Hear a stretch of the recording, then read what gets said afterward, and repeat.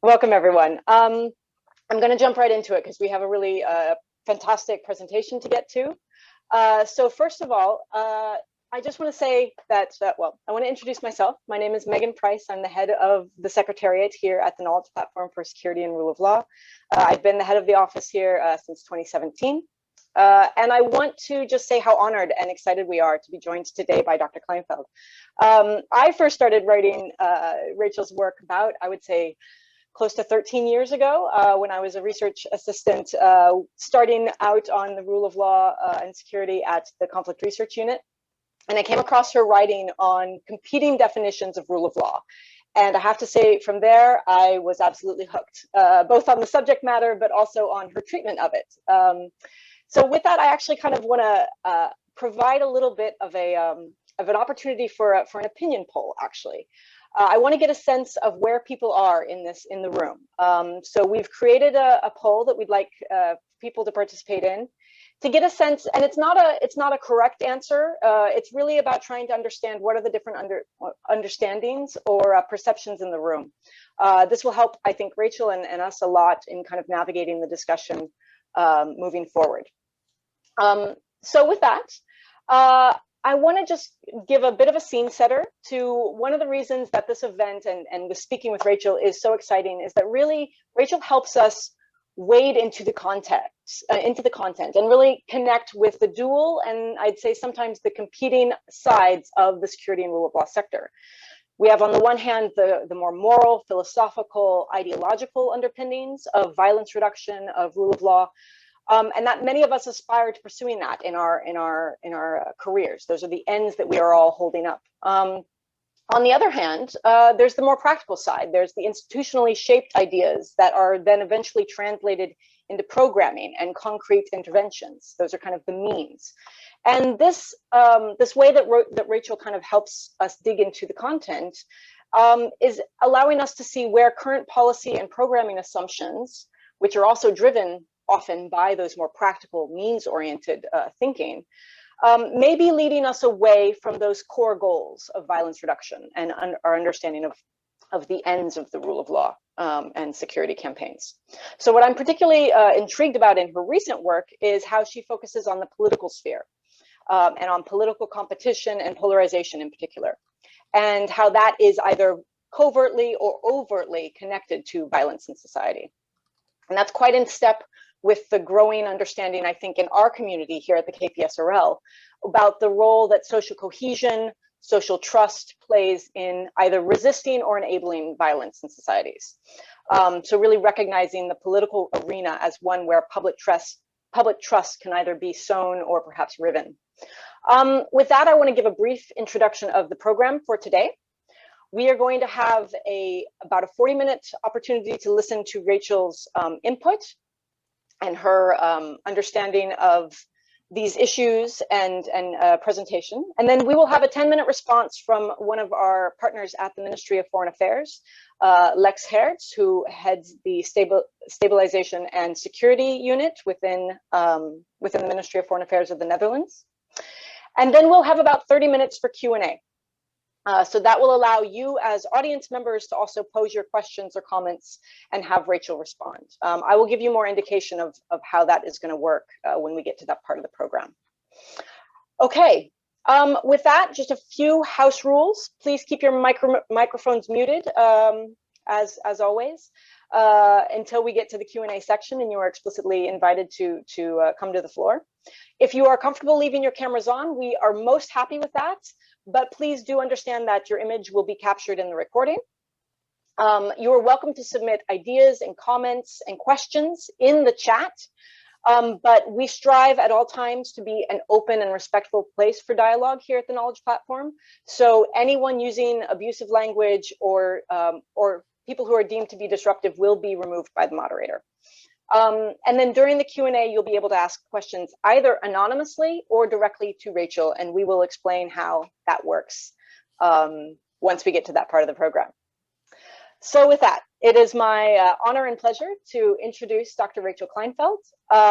Rachel works as a senior fellow at the Carnegie Endowment for International Peace, And there she focuses on rule of law, security, and governance, specifically in post-conflict, fragile, and states in transition. She spent her career really advising governments, including the US government, on how to improve their democracies. That includes an emphasis on addressing poor leadership, polarization, violence, and corruption. In 2011, she was appointed to former Secretary of State Hillary Clinton's Foreign Affairs Policy Board, which had a quarterly advising role, and she served on that board until 2014. And then as for the content of today, A Savage Order, the book we'll be discussing, was published in 2018, but I would highly recommend other books and noteworthy pieces, including specifically Rachel's work on Advancing Rule of Law Abroad from 2012, and her work on Improving Development Aid, a Design, a Plan for Sailboats, Not Trains, which was produced in 2015, if I'm correct. With that, Rachel, I am very pleased to hand over to you. Thank you so much. And it was funny, I've never heard an abusive language disclaimer, but the hardest conversation I've ever had or moderated was with a group of physicists earlier this week up at the Santa Fe Institute, just dealing with violence and complexity theory. If you want abusive language, talk to a group of physicists, it turns out. They're tough.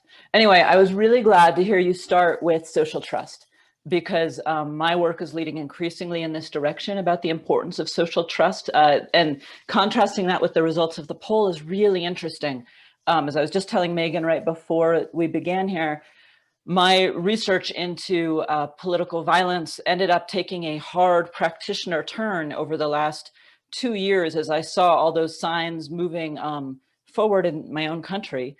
And so I've spent the last 2 years talking about that within America and trying to get folks to listen. And as of the last about 6 months after the potential kidnapping of one of our governors, that became a very salient issue. And so we spent the last, 6 to 8 months very deeply involved with a group of organizations trying to forestall what turned out to be close to a coup in our own country. And I can tell you that as a country with very strong institutions, but very weak social trust, as that history gets written, people will find just how close things came.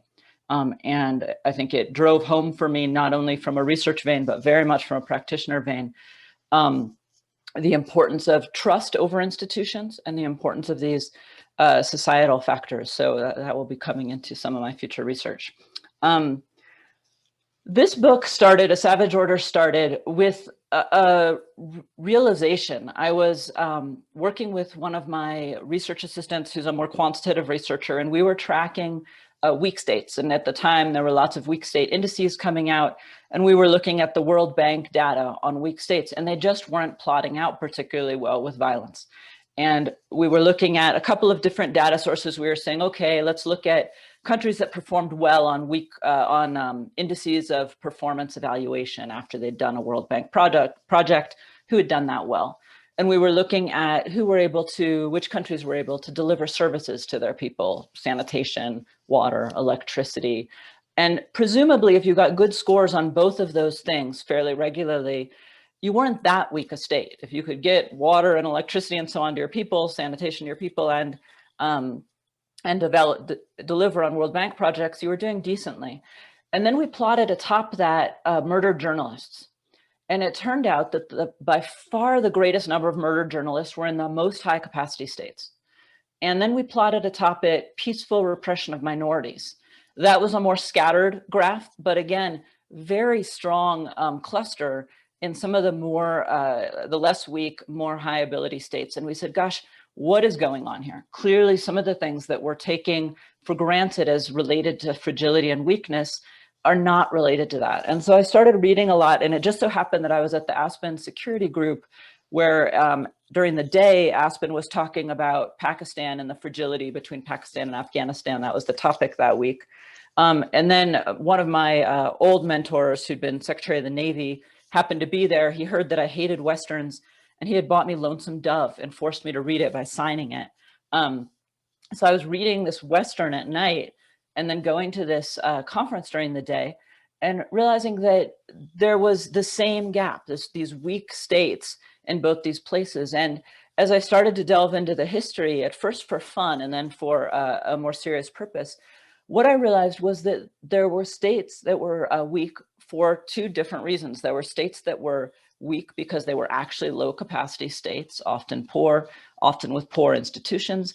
And as the state strengthened, those problems went away and you got less violence, you got stronger institutions and so on.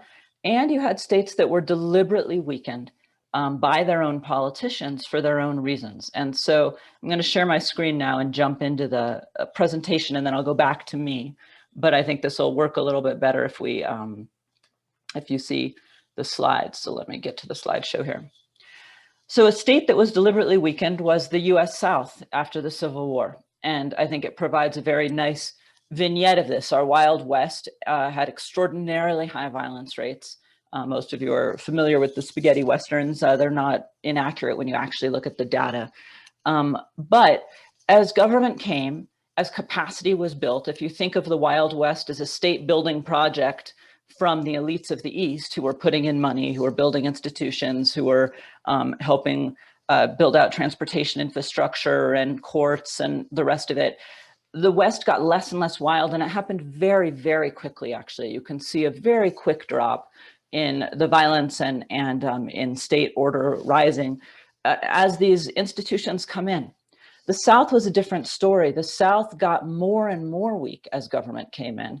And in fact, it hit the peak of its lynchings 30 years after the end of the Civil War, even though it had restored courts, it had restored sheriffs, it had restored educational institutions and so on 5 years after the end of the Civil War.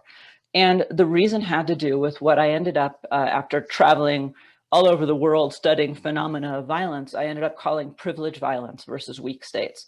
And so here's my quick little graph of it. In a weak state, and there are weak states, and I know you deal with a lot of countries in the Sahel and Great Lakes, and we'll get to those. I want to talk particularly about those countries. In a weak state, the problem is mostly low capacity. There will be some aspects of government-sponsored violence, perhaps, but more government generally reduces violence. More capacity clearly improves services. As capacity improves and services improve, because they're provided in a fairly equal manner, because the government attempts to do that, and the people perceive that being done, and we can obviously get into service provision and the research on how service provision does or doesn't increase legitimacy, because it's a complicated relationship. The government gains more legitimacy, and it provides fairly equal provisions, and so gains a sense of inclusivity and trust amongst its people. A privileged violent state, the problem is mostly the government purposefully eroding state capacity for various reasons that we're about to get into. More government tends to yield more violence. Capacity is never enough. The government provides highly unequal services. So actually, even if its service provision rises, its illegitimacy rises. Because people perceive it to be providing even more unequal services. These states tend to have a highly corrupt, highly unequal, highly polarized way of being. They're generally democratic, and all the ones I looked at were democracies. So we can take countries like Chad off the board here. But they're middling democracies. Their institutions are somewhat weak. And they can be middle income. These are not all poor countries. And in fact, as I'm sure you know, the most violent countries right now tend to be middle income countries. Brazil and Nigeria account for about 28% of global violence. And that's because, of course, while we think of violence as highly related to conflict, in fact, 82% of violent death happens in countries that are not at war, countries like Brazil and Nigeria. Here's the road to privileged violence. You don't have to look at this closely. I sent Megan and Melissa a chart. They can send it to you. But we're going to move through this road into it. This is a downward road, and we're going to move through a road out of it and walk through how you get in and how you get out. And I'm going to do that in 20 minutes so that I hit my time. So this case study I'm just charting is all Nigeria. All these pictures are Nigeria, and I'm going to talk about Nigeria. Unfortunately, because it's such an excellent example of this problem. So privileged violence tends to start when politicians provide impunity to various violent groups in exchange for help staying in power. So you can think of the Ku Klux Klan after the American Civil War, where a lot of Confederates wanted to get back in power. They needed to suppress the Black vote. And in order to suppress the Black vote, they allowed these violent pogroms to take place that would chase voters out of their areas. Well, this is Nigeria 2011. It will come as no surprise to those who study that country that this is ongoing. And this is clearly a donor-provided billboard attempting to tell people, don't take the money, when people are trying to get you to be a thug for an election regime. But this is a very common problem. Why is it so important to stay in power? Well, in a highly unequal country, of course, if you lose power, you lose a lot of opportunities for money making. In a highly polarized country, you might also be arrested or even killed. And in highly unequal, highly polarized countries, both of those things are possible. So the stakes for losing power are extraordinarily high. You're not going to slip into a plum lobbyist's job or take over an NGO or think tank. You're going to be in a potentially very rough situation. And so you need to stay in power. Also, often these politicians are corrupt. And because they're corrupt, they want to hold on to that money. So what do they have to do? They try to stay in power both through the use of violence to suppress the other side's vote or to get out their own vote. But they also want to gain the legitimate support of the business community, often for donations and also for just support. And so one of the things they do is let the business community also use private violence for their own means. So it's not just the politicians doing this, but what you start seeing is the business community hiring private security services, which might be vigilante groups, but also hiring police services that are provided by the state, but are provided to them for free because they're helpful to the government. Conversely, if you are not helpful to the government, you will not be provided these security services for free. And so it's a way in which the state can co-opt the business community. Because of this, the police get politicized very quickly. And what you start seeing is police that are beholden to individual politicians. In Nigeria, there's a common belief that certain top dog politicians have about 50 police that revolve around them and their family. So it's already an under-policed state. It's already got about one policeman or woman for every 500 people, which is considered low by UN standards. But if you imagine that 50 of that group of policemen are attached to this person and 50 to another, pretty soon those numbers get even lower. Then if you look at the fact that Shell Oil gets about 1,200 publicly provided police, and other oil companies in the Delta also get very large numbers of publicly provided police, those numbers further go down. But what is particularly problematic is not just that the police are not there for the public, but that it changes the police's mentality. They don't think of themselves as there for the public. Everyone wants the jobs that pay a little extra, because if you're working for these businesses or these individuals who matter, your pay gets topped up. Your chief's pay probably gets topped up, but a lot of that money is going into someone's pocket and it's hard to tell. And so there's a lot of incentives to have these personalistic relationships. And what I saw in every country was that once you started to get these personal relationships between individual police officers and people of power, the entire hierarchy of order broke down. So you'll see this guy has a camera on his belt buckle. You know, he's got the technology that he should have to be an effective police officer to some extent. At least if he's got a camera, one presumes he probably has a car and gas for the car and the other things people ask for quite frequently. But what happens in these kinds of situations is if the lower ranking person has a relationship with a high level politician and is caught being corrupt, the officer in charge of that lower ranking person really can't discipline them, because if they discipline them, they will run to their higher ranking politician and say, you can't fire me because, you know, I know your secrets and I'm working for you and so on. And so it destroys the ability to have order within the ranks. And as that happens, police get away with more and more. Good police often leave these situations. It becomes dangerous for them, among other things, or they just stay quiet. The worst police might start off extorting drug dealers or extorting other groups that are in fact violent. Often when the courts are bad, the police will do this because they think that it's the only way to get justice is to be brutal against the bad guys. But over time, they realize they can just be brutal against the bad guys and extort money. And so what you start seeing is police gangs and extortion and so on. And often the police come from the lower classes or lower middle classes anyway, and are poor themselves and are poorly paid. So there's even more reason to do this. So what you start seeing very quickly is politicized police, which leads to police brutality. And so your justice and security institutions become corrupt and predatory. And donors can pour all the money they want into training, into human rights training, into providing equipment that is non-lethal, and so on. There's a basic power dynamic at work that leads to this corrupt and predatory police. This is obviously an End SARS Now protest about the state anti-robbery police in Nigeria, which were so corrupt and predatory that the people had protests over and over in the midst of this mess of the coronavirus, just like we did in the States, about just getting rid of these police forces, kind of a defund police moment there. So they're corrupt and predatory. They're particularly bad against the poor. And there's many reasons for that. One reason is that most violence simply occurs in poor areas. So this is Bogota, but you see these same kinds of statistics globally. This is Washington, D.C. All these dots are homicides. You'll see there's one in Northwest Washington. For anyone who knows Washington, that's right by Rock Creek Park, but nothing in the rest of the Northwest where most of us spend our time. Everything is on the other side of the park. That dynamic, very, very common. The other side of the park here is a mostly Black area, somewhat Hispanic.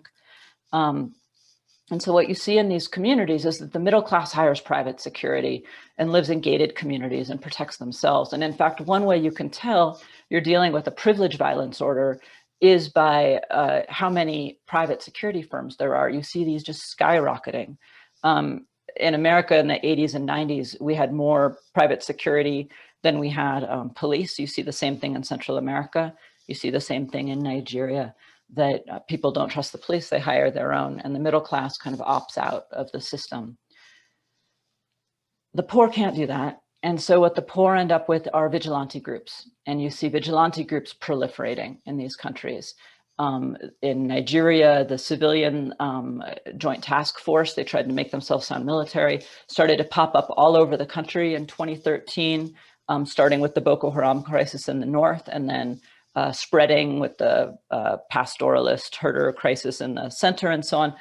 And you had so many other vigilante groups that actually, because policing is centralized in Nigeria, these vigilante groups started offering themselves to the state. And at first they were de facto groups of policing for state governments. And then some of the state governments, all but 12 actually, wrote them into their de jure, their legal policing. So you had vigilante groups armed by the state, not actually particularly beholden to the state, trained by and sometimes supplied by, but with a lot of plausible deniability for their own violence.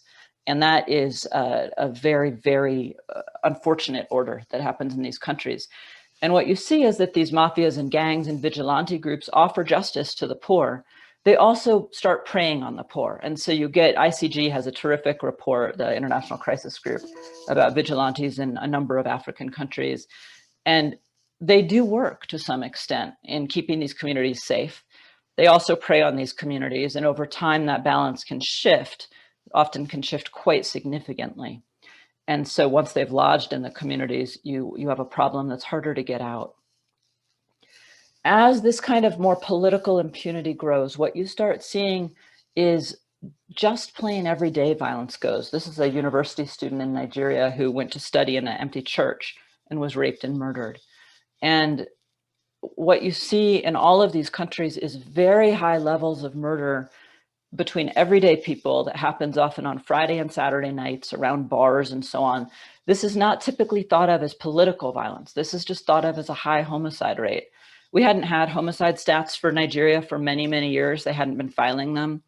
We had guesses from their morgues, but that was also bad. But the UNODC this year did a study, and they found that overall Nigeria's homicide rate is about 34 per 100,000, which is epidemic. Who calls anything over 10 per 100,000 epidemic?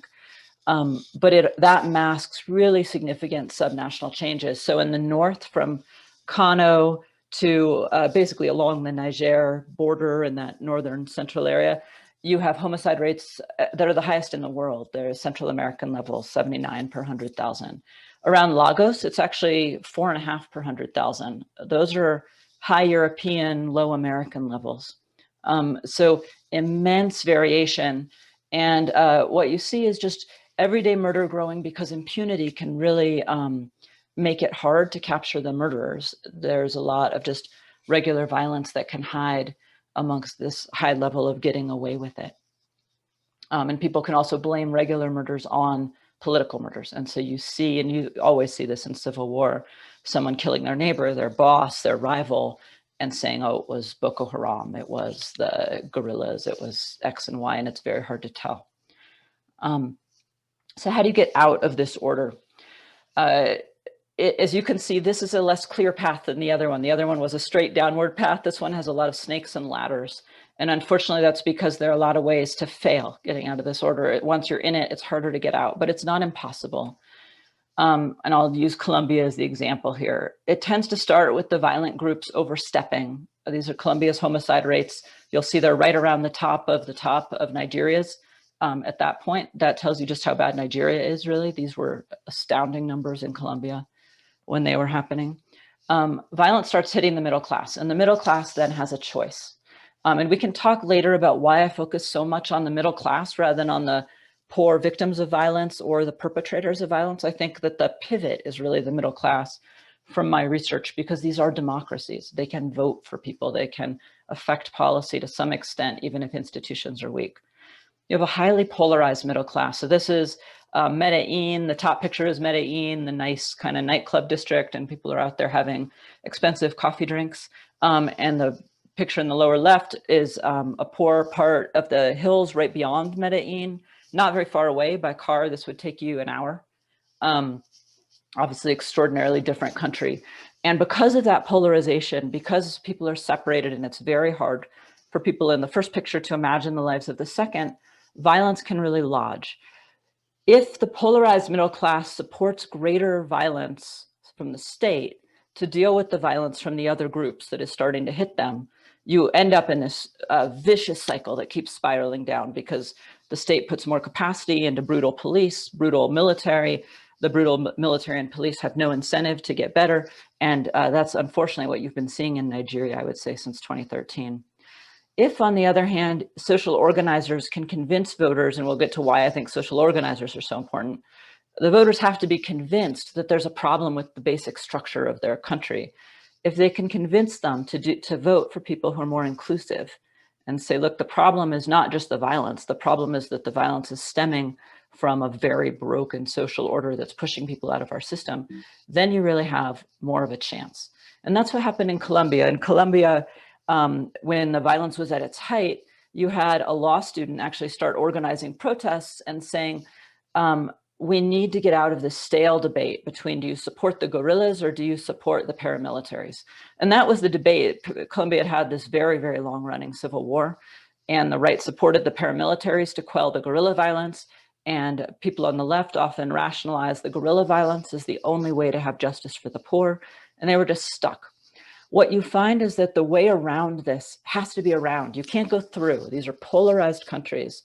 And so to break that impasse, you need another argument. And in Colombia, the argument was not about guerrillas, not about paramilitaries, not even about violence. It was simply about, our government is broken.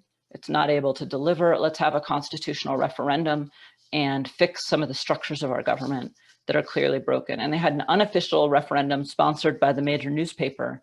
And so many people turned out for this completely fake referendum that was just kind of a publicity stunt by the paper, that the new president, when a new and more inclusive president was elected, actually had to have a real referendum. That was not Uribe, that was an earlier president. But what that real referendum did was it changed the structure of society, and it allowed independent parties to run. And it also decentralized some of the power. I know you're dealing with decentralization. This was a very complex issue in Colombia, and I can talk about the pros and cons. It's a very difficult issue, whether you decentralize and what that does to these corrupt and violent orders. In Colombia, it caused more problems in the rural areas because more power to rural areas meant that the couple of people who could seize power did. And so you ended up getting strong families who had already had power, who often had ties to drug gangs, or the drug gangs themselves leading through strong families gaining power. But in the urban areas, and in Colombia, most of the violence was in urban areas, and the urban areas where you had a middle class, you ended up with a new breed of politician. who really wanted to make things better. And you saw in Cali, Medellin, Bogota, a whole series of new politicians not beholden to the corrupt power structure coming in. Uribe actually was one of these politicians. He ran as an independent, even though he was highly associated with the right. And what you found was that in these countries, the novice reformers could make change at the mayoral level, but higher than the mayoral level, they really couldn't. The system would just seize up against them. It just did not want to move. And so what you tended to need were these much more difficult individuals, much more mixed. This is a picture of Uribe as he's on his way to jail right after his term, which is why he looks so highly unhappy. These individuals could make the system work. They knew where the bodies were buried, metaphorically. They were not white hat reformers. And I think it's worth thinking about that as we go into this kind of work. What did they do? The first thing they tended to do was make what I call in the book dirty deals. And this is probably the most provocative part of the book. But I found over and over that when you had this weak state, and these are weak states, because even though they've been deliberately weakened, they have extremely low capacity, especially in their police, because the police has been so politicized. When you have these extremely weak states, you can't just fight the violent forces because the violent forces are stronger than your state capacity.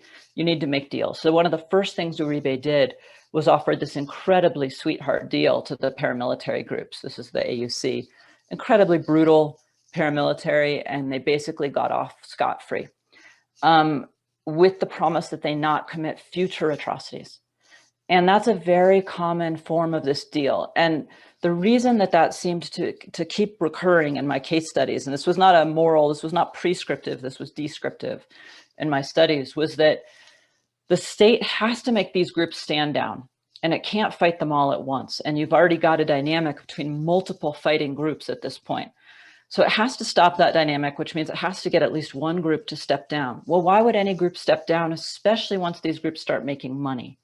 And a lot of times the violence is being caused at some point by the ability to make money for at least someone in the hierarchy of these groups. And so they come to the table because there's a state that says, look, I will punish you, but I'm also going to offer you a deal you can't refuse.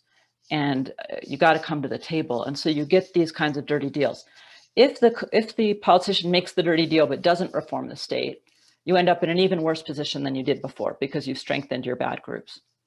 And in Colombia, or groups with many, many violent groups, this can happen in an even worse spiral where many, many violent groups want that dirty deal. And that's what you're seeing in Nigeria, where the country has been making dirty deals with, say, groups in the Delta, different kinds of violent rebel groups for many, many years, never really changing the state structure of inclusivity. And so you just get new rebel groups that see this as a way of making money. If, however, you can get a politician who makes the deal and builds the capacity of the state, then you get change. And what happened in Colombia was that you had Uribe making the deals at the presidential level and also getting a lot of help from the United States to build up his military to fight the military forces. But then you had all these mayors at the mayoral level who were really committed to an inclusive state and really making change. And this is the mayor of Medellin, a guy named Fajardo, who really did want an inclusive order and were changing the nature of the state. So these politicians start using highly symbolic activities, arresting a couple of big fish on the violent side, building things, doing things that are just extremely symbolic to show people that a new order is in place. Because people have heard a lot of lies from their politicians in these countries. They need to see some symbolic action that says something is changing. And what you see is this virtuous cycle that gets going between people and their politicians, because police can never police a country. You see, actually, in most countries, police do very little for crime control. Civilians do most of the crime control. They need to trust that the police will back them up so that if they tell on a violent individual or what have you, that violent individual is not going to come to their doorstep and kill them. The police have to be there for them on the back end. And so you see the society strengthening with the state. This is, for those of you who know Colombia, Fajardo was really lauded for building these gondolas that cut the time going from the slums down to the city center and the subway immensely. It would take 3 hours by bus and about 10 minutes on one of these gondolas. And everyone talked about it, highly symbolic act, but if you actually look at the research, the crime level started falling well before these gondolas had moved into most places, and you still had to walk a long way to get to the stations for the gondolas. So highly symbolic, not really the issue. What was really the issue was showing that there was a lot of infrastructure being put into these places, a lot of job money, construction money. They built libraries, they built schools. So the gondolas were really the show, and then the rest of it was getting the middle class to come into these areas. And this was as much about getting the middle class to come into the poor areas as the poor to go into the middle class areas, so that you created a cohesive single society. Meanwhile, your kind of dark actor here becomes someone who needs to centralize power and use intelligence, asset seizure, and informants to get at the bad actors inside the state, because the whole privilege order depends on corrupt actors inside the state. And so you have to get at those corrupt actors. But often the reformer themselves have become some of those corrupt actors by the time you're at this stage. And so you have a very difficult situation. This is the DAS, the Intelligence Agency of Colombia, which they found had been used against Uribe's political opponents. And that's very common. Only part of why Uribe and all of his companies ended up in the dock. You see these societies, the same tools they need to fight the violence are also the tools that create a more authoritarian, more repressive state. And so there's this trajectory, and the reformers in the same way. The reformers, I mean, just think about Ethiopia right now. You get your reformers who everyone lauds and they think they're doing great things and they're really positive characters, and then they become more authoritarian, more repressive.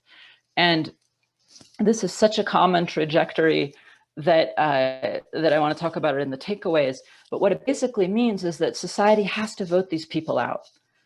You cannot hold on to a reformer too long, and donors have to help with that. Donor groups that stick with the reformers, that take their money out of civil society and put it in the government when you have a reformer in government, can be part of the problem, because they often hold on to that reformer long after people in the country start seeing these dark sides coming out. And the internationals don't see them as quickly often as some of the groups in the country, which is one of the reasons it's so important to keep civil society and the oversight going. If the country rejects the repressive politician and keeps the capacity that that repressive politician has built, which matters, that repressive politician has done good by building all this capacity of the state, then the state can move forward. So this is a picture of Santos. Santos got to build on his predecessor's capacity and do really good things and so on. If they don't do that, if they hold on to the difficult and more oppressive individual, the government goes down. But this is not a story that ends. So after Santos, you got Duque. Duque was supported by Uribe, of course, and it keeps on going. However, once you've built the capacity, and once society itself has taken more of the violence out of society itself, you see this strong downward trend. So even though the politics are going back and forth now, unless they end up deeply in a more privileged violence situation again, where the people on one side of society, where a polarized society is supportive of the violence, you're unlikely to see it go back up to the heights. It's also not at the lows, because Colombia still has this highly polarized society that's got a lot of problems, but it's a heck of a lot lower. And I think we need to be thinking about these societies in that kind of more grown-up, realistic way. You're not getting to Denmark here, in Fukuyama's words, but you're also not in northern Nigeria. You're now in the middles of Nigeria. So I'll just end with a few takeaways. First, these states that are highly violent may not be fragile. They may have a savage, as I say in the book, but stable order. And I think that's really worth thinking about. When you think about your Chads and so on, some of these countries can last a very long time with a very high level of internal violence. Aid to the government, if it's not ready to solve the problem, can make this problem worse. And I know all the donors are struggling with this, with a lot of the countries in the Sahel and Great Lakes. I'm not telling you anything you don't know, but it's really quite important to recognize just how much worse that aid to the government can make things. And it's a struggle. Civil society strength, on the other hand, is as important as state strength. And there's some new research coming out of Tom DeWall and some of the folks he's working with at Oxford. And one of his former postdocs is now helping our State Department with a new set of metrics on security assistance. And their strongest finding actually was that security assistance can help across the board for the first 5 years, when there's just a lot of focus. You know, it's kind of Schrodinger's cat. Everyone's looking at it, everyone's paying attention, a lot of focus on it, everyone's on their best behavior. But if you don't have a strong civil society oversight set of bodies, that falls off a cliff. You end up with kind of a Burundi situation of building capacity and then it getting used for ill. Whereas strong civilian oversight is what really makes the difference in security sector assistance taking off. Her work is getting published bit by bit, but I think it's very important and it certainly jibes with my own findings. The middle-class decision makers are really key, and that's because these are still somewhat democratic countries. My work is not going to apply to totally authoritarian countries where the middle class doesn't get a vote. There you're going to have to deal with different elite dynamics, but it doesn't mean that the elite dynamics don't matter. Basically, you're looking for pressure points on the government. How do you get them to change this privilege violence situation? Most of these reformers turn bad over time. And so donors have to be aware of that. They have to keep funding for civil society oversight and pay attention to that. I think kinds of OGP-like situations are very helpful in this kind of way. But it also means keep growing new change agents. I had a very difficult talk earlier this week with The Hague that was sponsoring a rule of law workshop for a bunch of different people in different countries, including Myanmar. And, you know, the situation with Aung San Suu Kyi and how she has evolved over the years, I think was on many people's minds, that you have to keep growing new change agents. You can't rely on just your older guard because wherever they come from, power is a corrupting influence. If you don't change this system, you can still contain some lawlessness. So US programs, for instance, in Central America, highly privileged violence regimes, have done a lot of good to contain some levels of lawlessness, and you see the murder rates going down. But they're going to hit a ceiling. Those programs can help with the levels of violence, but they're not necessarily going to help with the fragility of the order. The process is never finished, as Duque shows. The corruption wants back. And finally, nonlinear change requires nonlinear metrics. You're going to see this kind of change.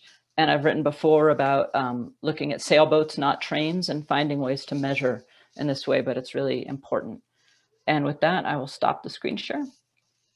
I think I'm on time.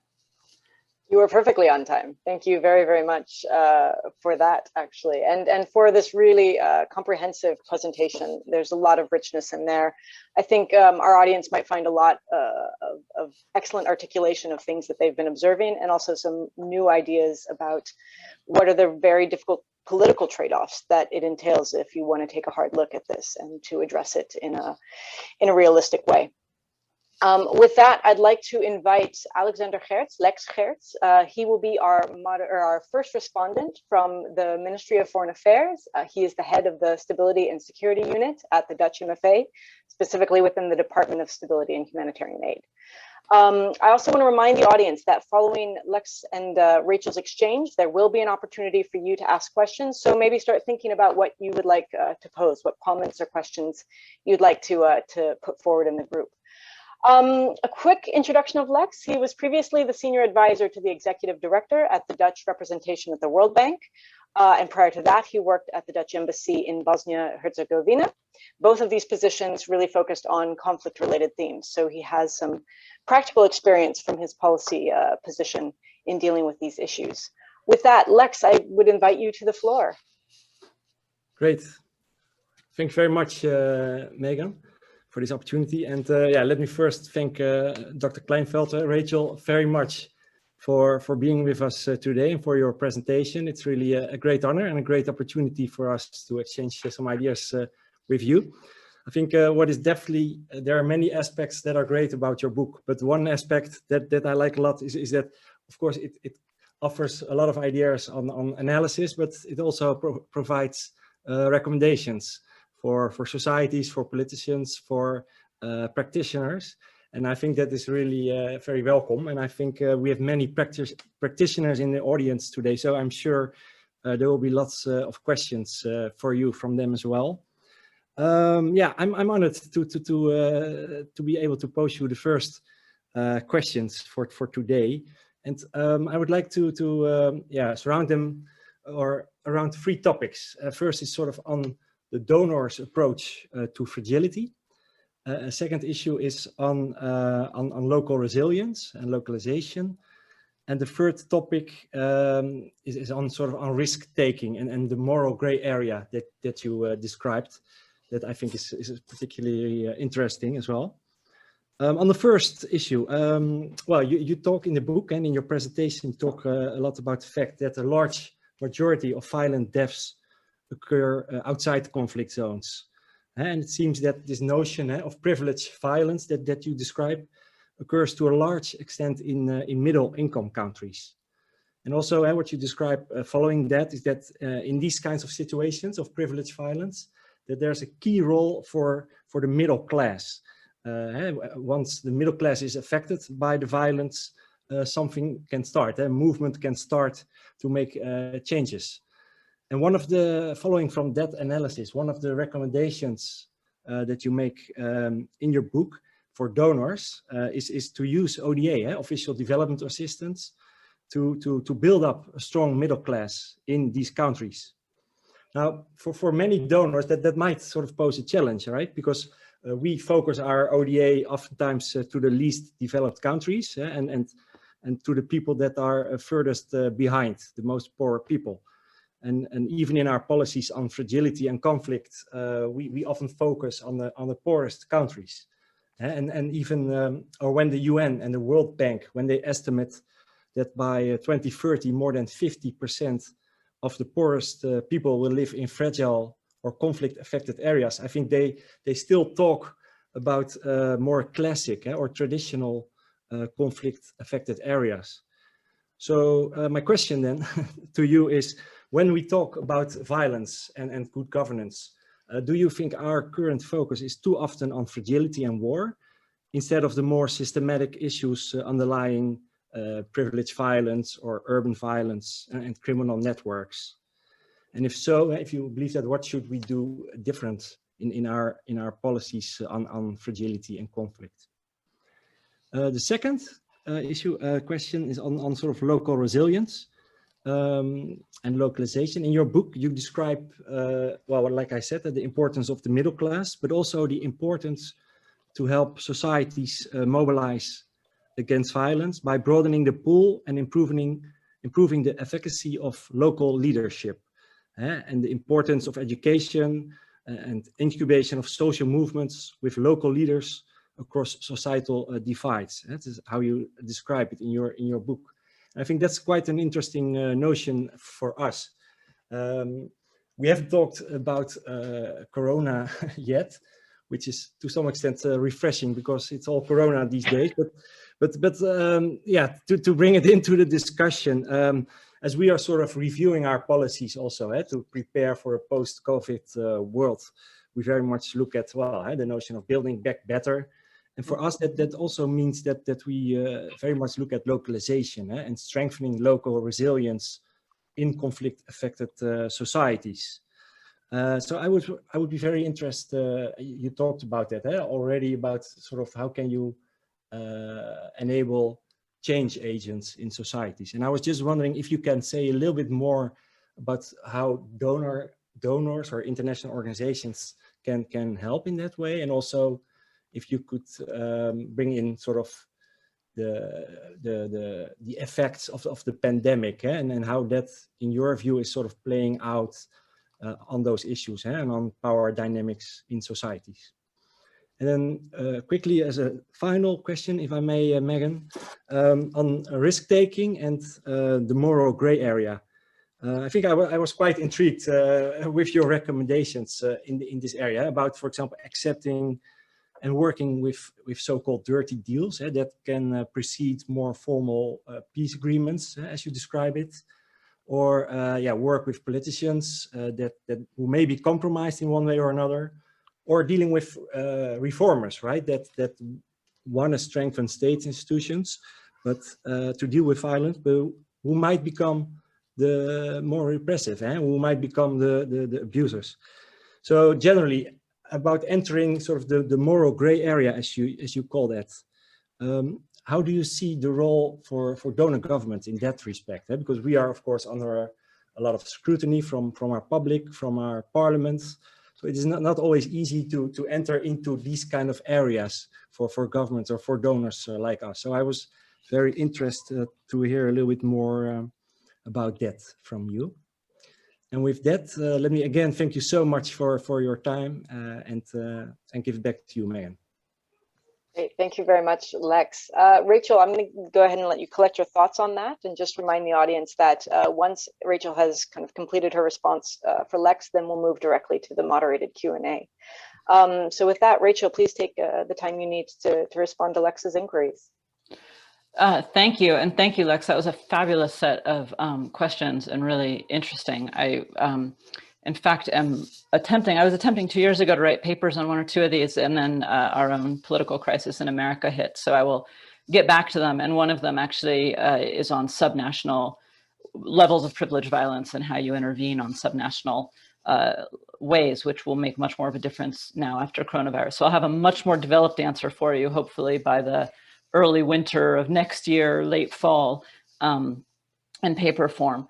But for now, let me take them in order. So I started my career actually working in Uttar Pradesh and Bihar in India for a microloan organization, and they gave to the poorest of the poor, and that was certainly amongst the poorest of the poor. And I was going to evaluate the program in various villages. And what I wrote back to them was, look, you can keep your microloans focused on the poorest of the poor, and you'll keep these people alive, and that is a very good thing. Or you can focus on people one level up, basically you're poor who are not the absolute poorest, and then you can grow businesses, you can grow village level economies and so on. But it's very hard to do both. And one of the reasons was that people who were the poorest of the poor, and I'm speaking of individuals in village India, people who were the poorest of the poor had so many hits against them. It wasn't just that they were uneducated. It wasn't just that they were low caste. It wasn't just that they were cut off from road networks and so on. It might also be that they had stunted IQs. It might also be that they had severe health problems. If they were really amongst the poorest of an already poor area, there was so much against them that aid could only really get them so far. Whereas if you took it one level up, you could do more. That is not a moral case one way or the other. It's just a recognition that there's different goals to aid. And I think it's the same thing with ODA. There is value in helping the poorest of the poor solely because we're human beings and we should be measured by how we help the poorest among us in certain ways. However, the poorest countries are not the most populous countries. And so if you're looking from a more utilitarian, philosophical, moral standpoint, then you'd help India, which right now just had its biggest democratic slide, has an immense level of poverty, of course, significant levels of violence, which are growing, and 1 billion people.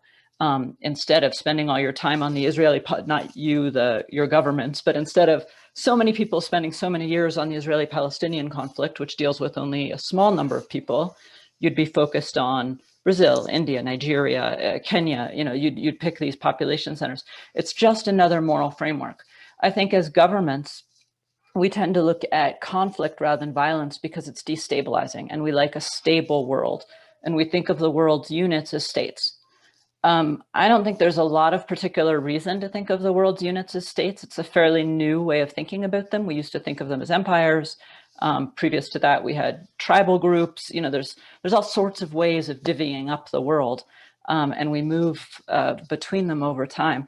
But right now we think of them as states, and we don't like to see states change because it's destabilizing, and it throws our understandings of the power dynamics between countries into disarray. And so we work really hard to keep states stable, or if a state is going to break apart, to make sure that happens in a way we understand, even if the violence from that state breaking apart is less than the violence from organized crime within a state that is holding together.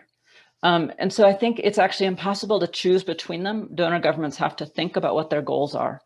And if your goal is to reduce human suffering, I think it does need to change. I think you get more human suffering from some of these other methods. That said, war causes indirect death and a lot of indirect harm, and those are not captured in these numbers. So all the people starving in Yemen because the hospitals and the food supply chains and so on are destroyed, those are not direct conflict deaths and don't get counted here. And so there's also those reasons to care about war. I'm sorry if that seems like a slippery answer, but I think it just means paying a lot of attention and then justifying it to one's people.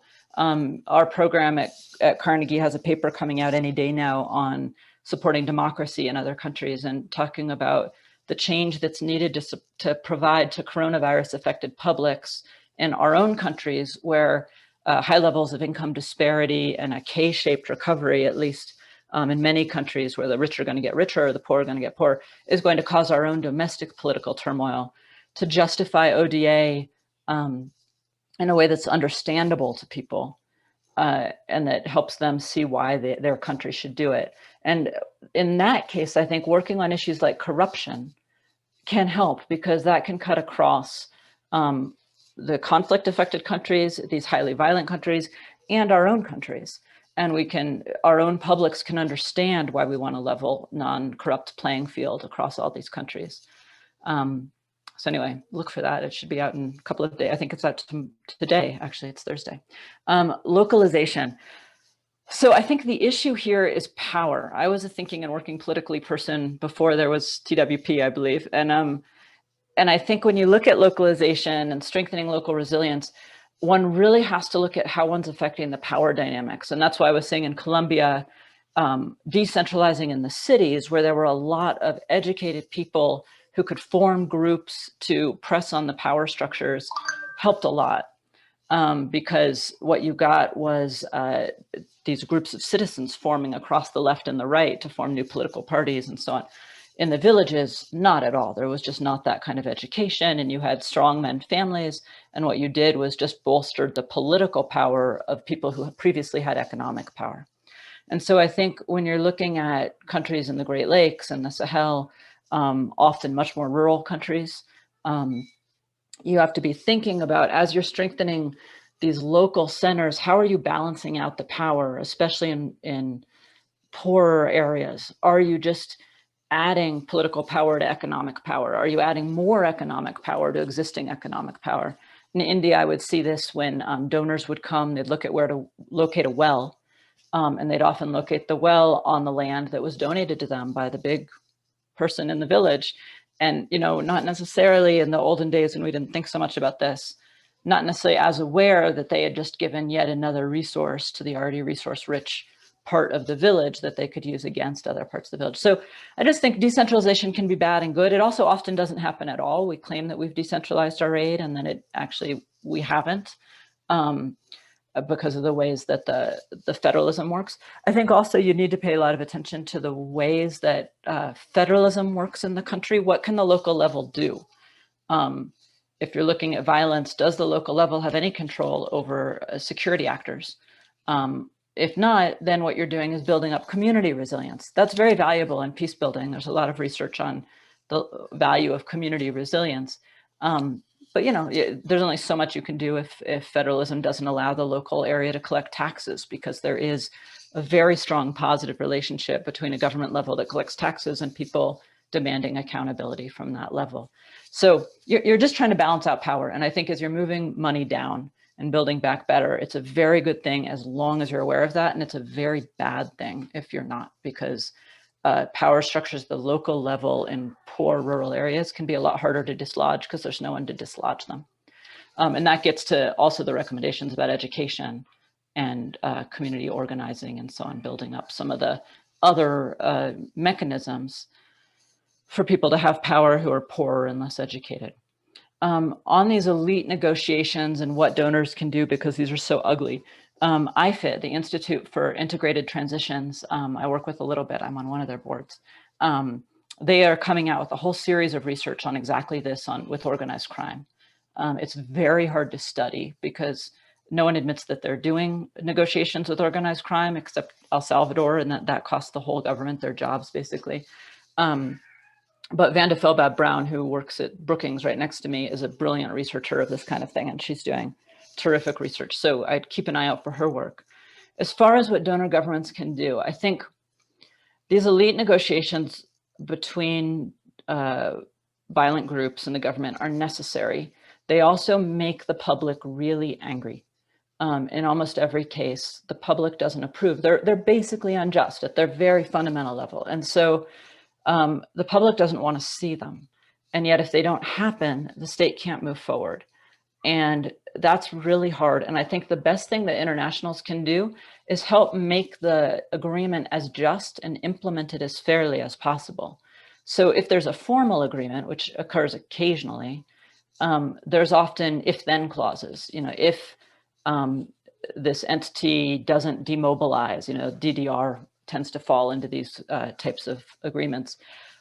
If this entity doesn't demobilize, if they don't tell the truth in a truth and reconciliation kind of framework or what have you, then they lose some of the privileges in this deal. In Colombia, you saw the Organization for American States do just a brilliant job overseeing some of these DDR processes and making them as transparent and fair as was possible within a really problematic order. And I think the more that the internationals are involved, not in rubber stamping what's going on, but in ensuring that order is as fair as possible, the better.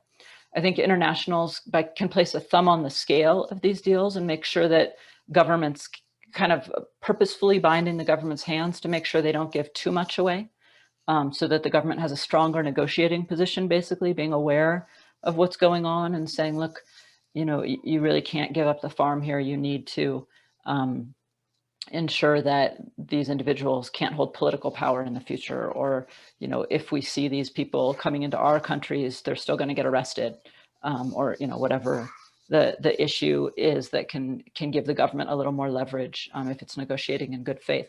So I think internationals can be very thoughtful about how they help the implementation and how they allow the government to get as fair a deal out of a fundamentally unjust set of deals as possible. And then, frankly, they can hold the government's feet to the fire afterward and make sure that the government is really implementing the deal, because the worst thing is if you have these deals and then you don't move to a more just, higher capacity order. And so helping the government stick to its guns there, as it were, it would be important. Excellent.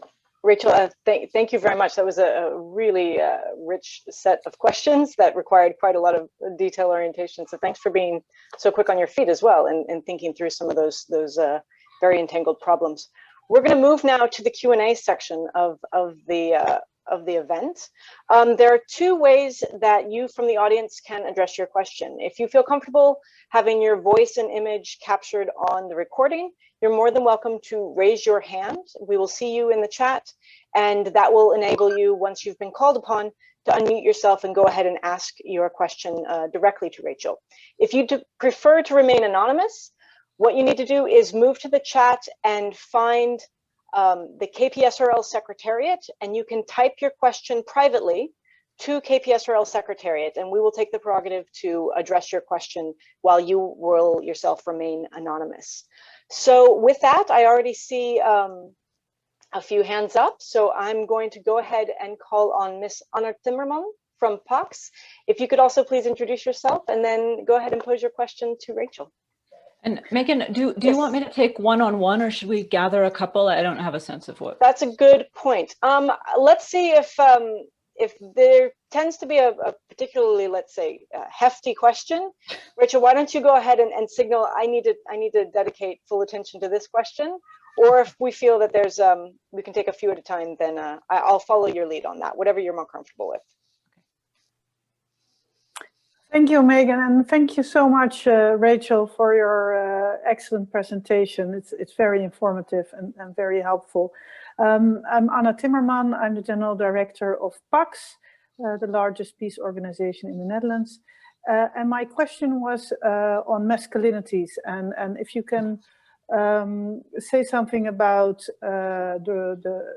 if you see important relationships between ideas of masculinity and the kind of violence that you describe, because this is, of course, a hot topic for us working in the field.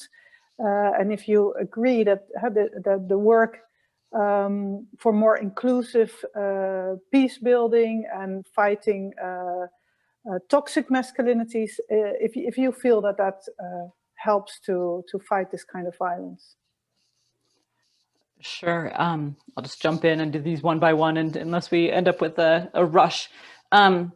So most violence in all human societies, and actually in all primate societies, is committed by men. Just the overwhelming majority.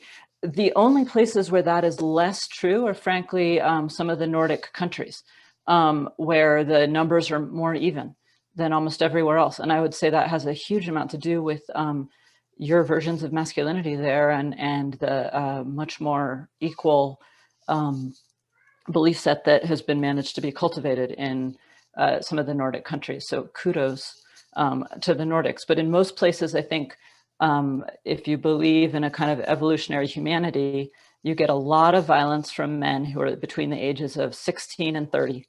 And that is not a surprise if you look biologically, people fight over resources and status and so on.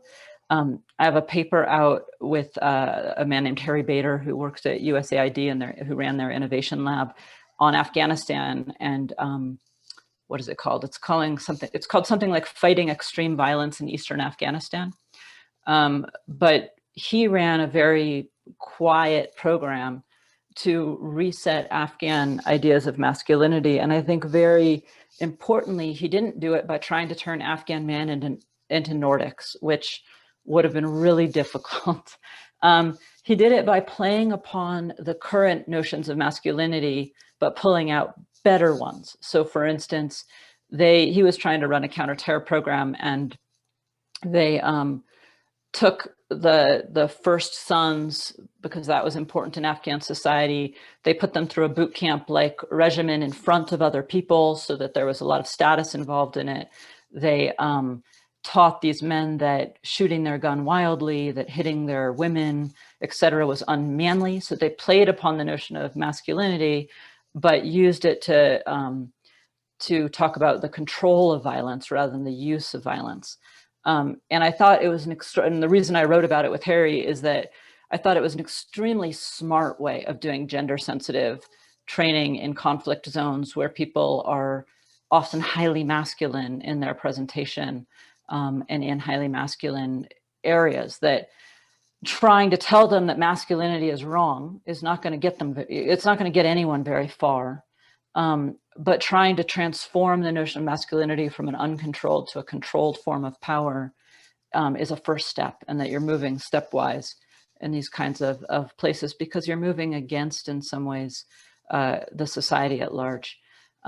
So I'd suggest the paper. I do think that there's an aspect of masculinity, but I also don't think you have to solve the cultural problem of masculinity to do a lot about violence, because you see, if you look in the book, I talk about how there's a lot of talk in Central America and South America about the macho culture and how much that contributes to violence. But you see there's just vast variations in violence between Colombia and Chad, or Colombia and Chile, places like this that have fairly similar types of machismo. So it's certainly not a unitary measure. Thank you very much, Richard. I think that was actually quite reflective in terms of the idea of not confronting masculinity as in and of itself an ill to be addressed, but understanding how it's a social construct that can therefore be malleable to different inputs. I'm going to invite Fransje Molenaar to the floor, and whoever Fransje is joined by.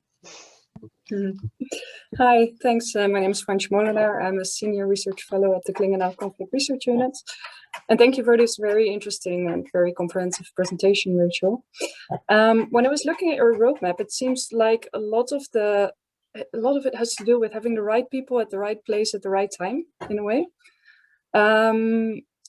So I was wondering if that also means that, it's important for the international community to invest in maybe more in leaders rather than institutions, or in finding the right windows of opportunities for your engagements, and what that would look like in practice. Absolutely. And thank you for bringing that up. I tried after this actually to get funded a whole project on reformers and growing reformers and so on. I couldn't get it funded, but I think leadership is hugely important. I think that the internet, and one of the recommendations at the end of the book, is to focus on leadership and building up leaders at different levels, because you need some leaders willing to go into politics.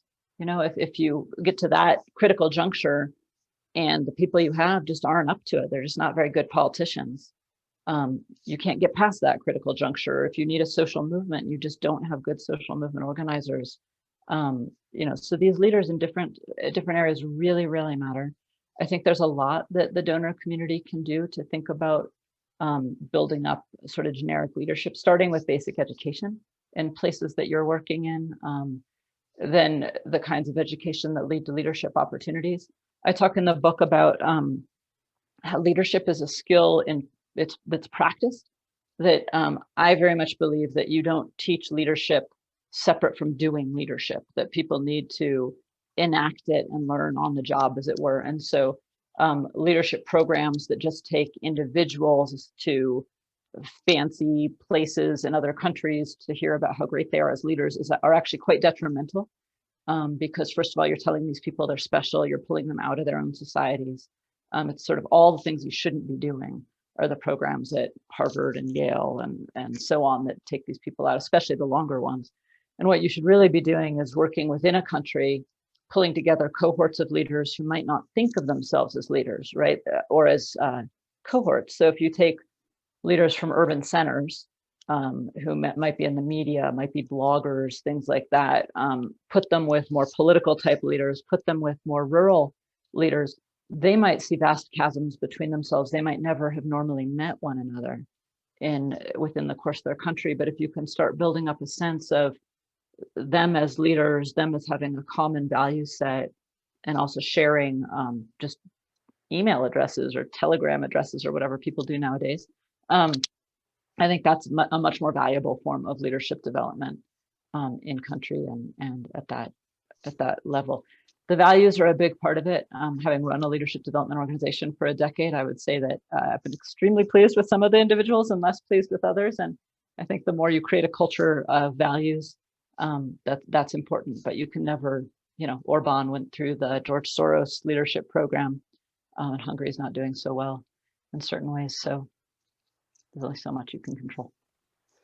Yeah, that's an excellent reflection. I'm aware that Melissa has indicated there's an anonymous question posed, but I actually want to take the prerogative as the moderator to jump on that, because I think there might be a couple ideas that are worth knitting together a little bit. I think one of the recent pushes that we've seen in the Netherlands around localization, and this idea of how can we devolve power down to more to actors who are more accountable to their local communities.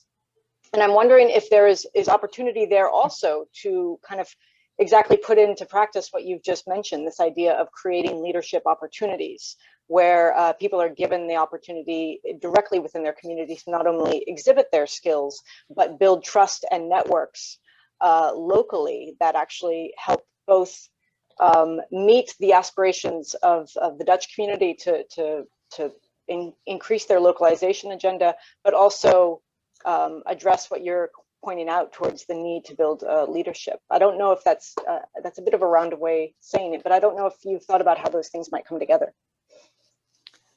I think it's a really fascinating idea. I think some of the really interesting leadership development programs I've seen have actually been run by, there's a Christian charity that was running one in Ethiopia, for instance, that created women's funding groups, you know, women's circles, basically, at the extremely local level in very rural villages in a pyramid structure. So if you were good and you wanted to, you could go from your very local village to the next village up that was not so far away, that was not something that was such a big stretch to go to.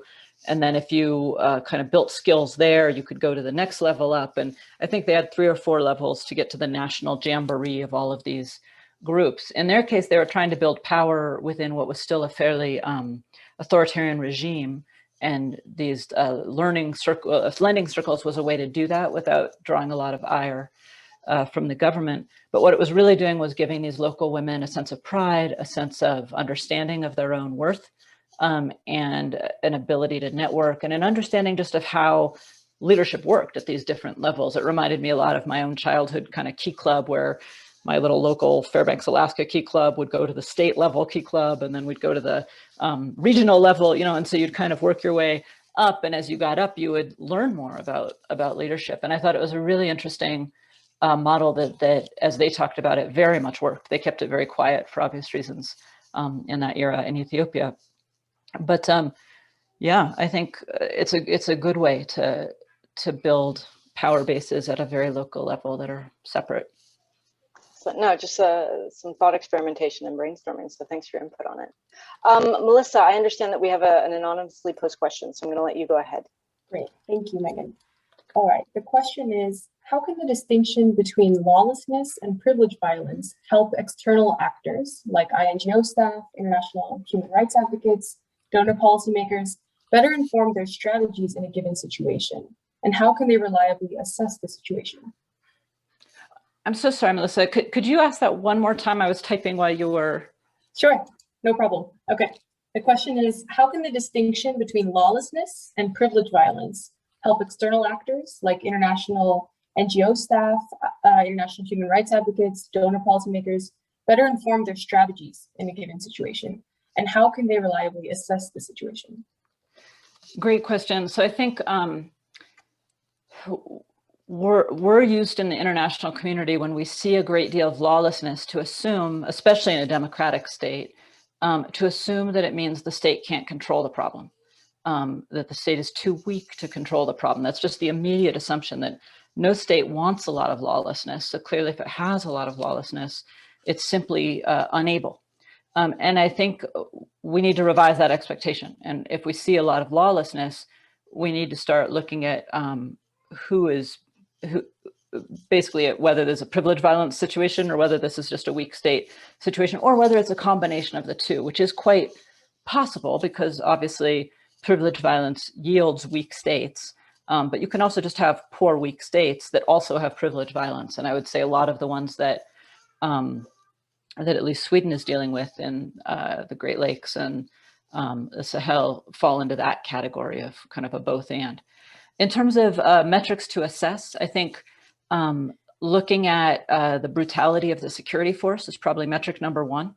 If you have a highly brutal security force, you need to look at why is it so highly brutal? Have they simply not been provided any training? Have they had to integrate in rebel groups? You know, are there some reasons that could be tested to see whether there's a better way? Or have they been provided a lot of training and they still don't seem to be getting a lot better? In which case something else is probably going on.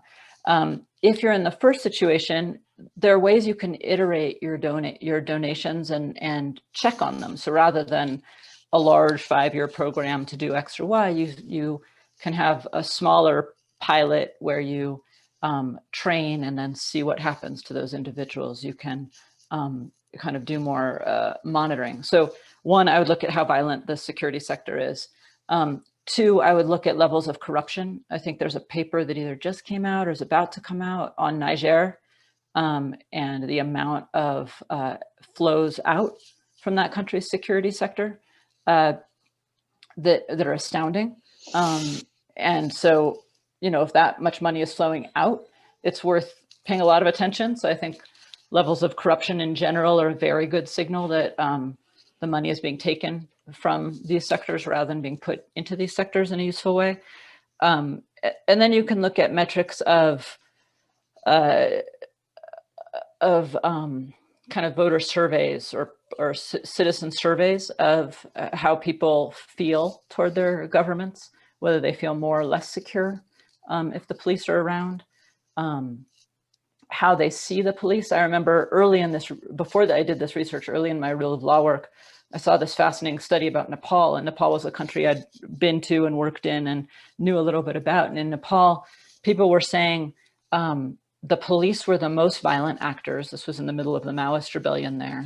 And yet they wanted more police.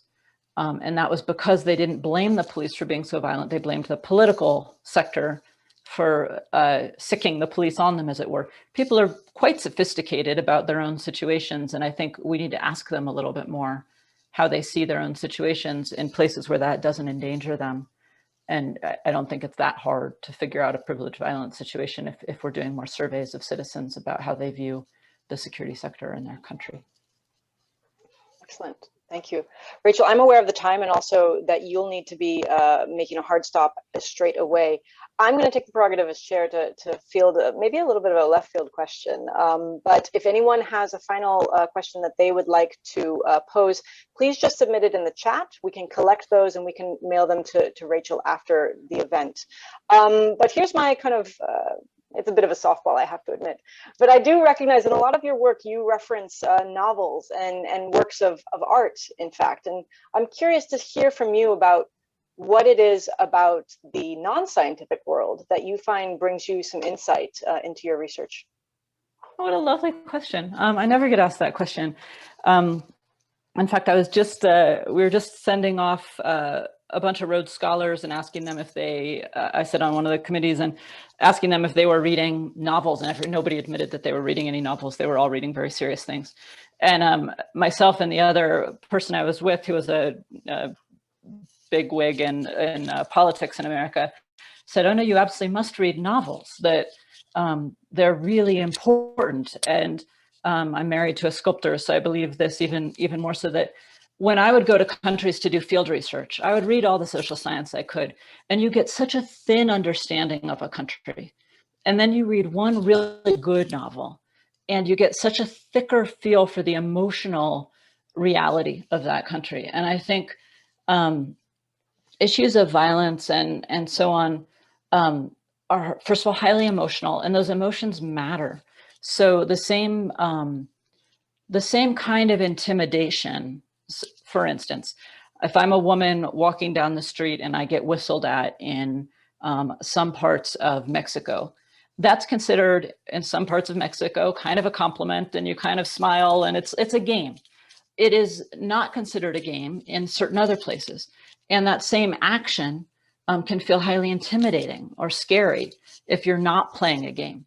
And the only way to know whether you're playing a game or not is to know the cultural context in which that same action happens. Now, some of that's changing. Obviously, the Me Too movement is changing a lot of that exact example with whether it's a game anywhere.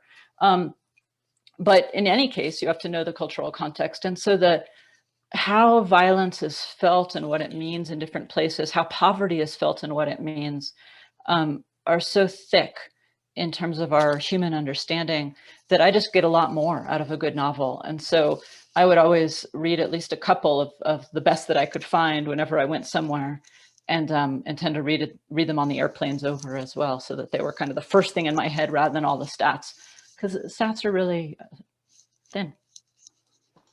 Excellent. No, it's a nice yeah, kind of addition to the reflection here that we have.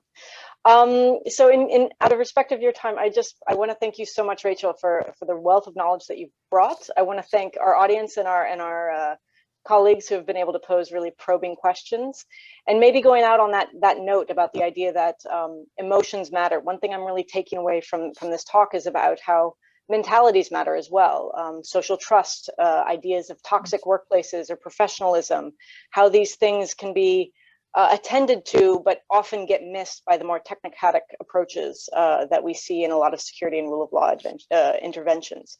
So attending to emotions, to mentalities.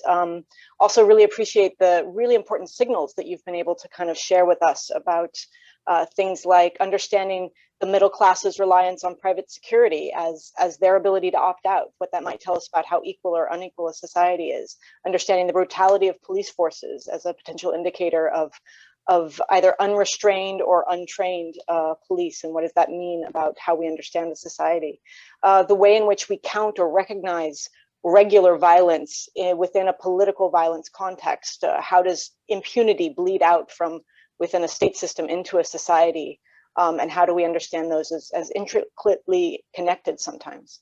So a lot of really important ideas. I think your points around decentralization, understanding the trade-offs that need to be considered when we really talk about decentralization, again, not as a technocratic process, but as a power shift, as a shift in the power balance, and to be very careful about how does that need to inform our strategies and our approaches. It's not just a slogan or a headline.